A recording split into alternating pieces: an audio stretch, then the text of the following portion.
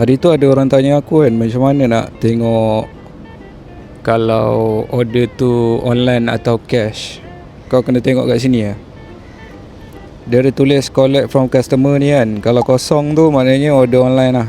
Kalau dia ada tulis collect, lepas tu ada harga kan kat situ kan.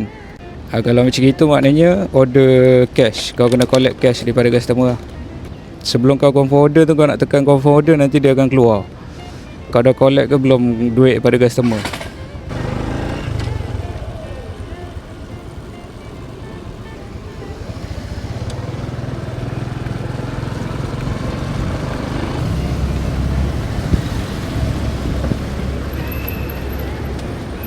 Terima kasih bang. Ini dengan air ya. Alright.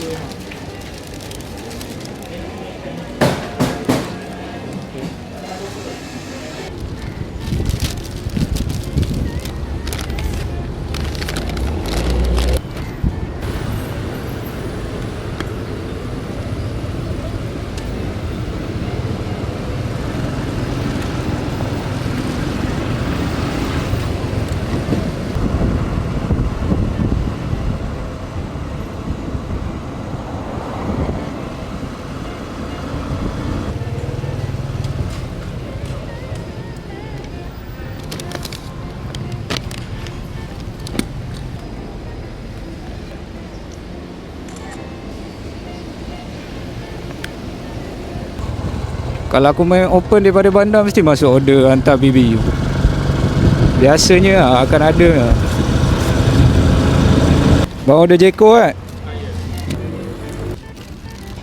Right, terima kasih bang.